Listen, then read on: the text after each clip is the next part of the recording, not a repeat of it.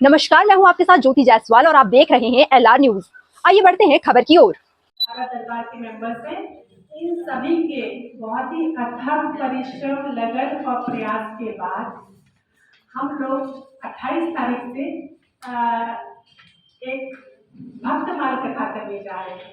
इसका करने का प्रयोजन मैं आप लोग को बता दूं कि जो परम संत शिरोमणि हमारी भक्त शिरोमणि अहिल्याबाई होलकर हैं, उनका अब 300 वर्ष पूरा होने जा रहा है और पूरे देश में अब उनके उत्सव मनाने शुरू हो गए हैं।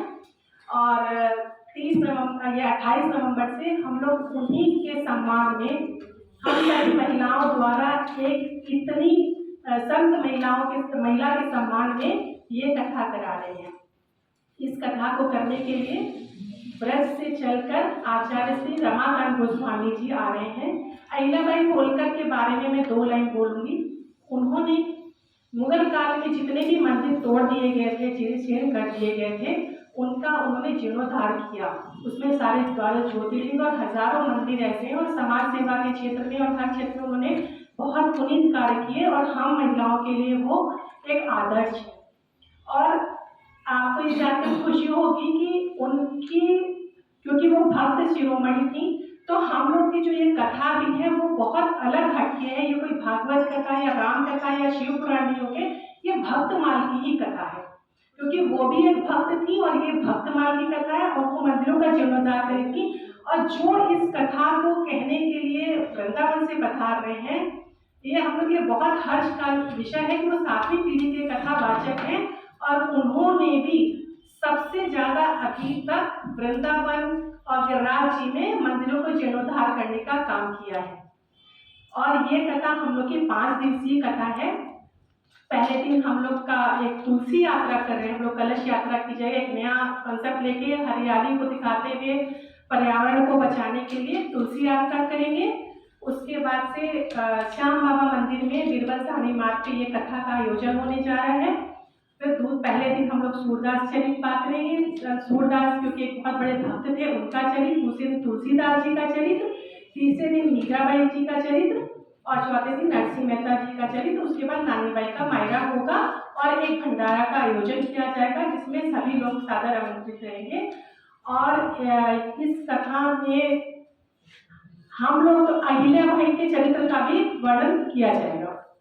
और मैं आप लोगों से एक रिक्वेस्ट कर रही हूँ, क्योंकि आज योगी जी की सरकार में महिलाएं हम लोग इतनी सशक्त हो गए हैं कि इस तरह की कथा का आयोजन बिना पुरुष वर्ग के सहयोग के हम सिर्फ महिलाएं, जितनी भी ये महिलाएं बैठी हुई, हम लोग कम से कम 2 महीने से लगातार मीटिंग्स इसी तरीके से कर रहे हैं और लगातार सब लोग लगन और परिश्रम कर रहे हैं और सब मिलके बहुत ही सुंदर कथा का आयोजन कर रहे हैं। हम लोग का प्रयास तो छोटा सा प्रयास है।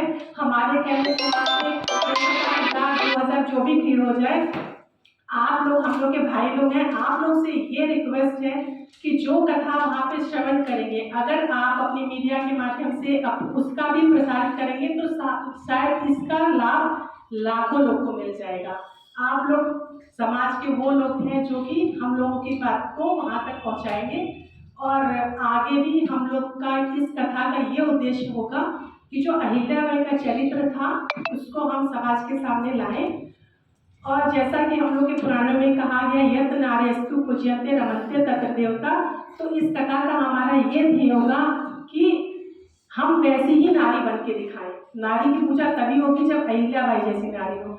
तो हमारी राधा दरबार की स्नेह की सारी सखियां अहिल्याबाई जैसी ही बनना चाहती हैं और हम लोग का ये 16 वर्ष से चल रहा है राधा स्नेह दरबार।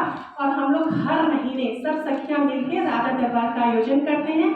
और अब हम लोग सदगुरु जी की प्रेरणा से, अहिल्याबाई की चरित्र की प्रेरणा से ये कथा का आयोजन कर रहे हैं। और आप लोग को रोज हम सभी सखियों की तरफ से निमंत्रण है, जरूर आइए और हमारी कथा का प्रचार करिए। फिलहाल के लिए इतना ही। देश दुनिया की तमाम छोटी बड़ी खबरों के लिए बने रहिए हमारे साथ, देखते रहें LR न्यूज।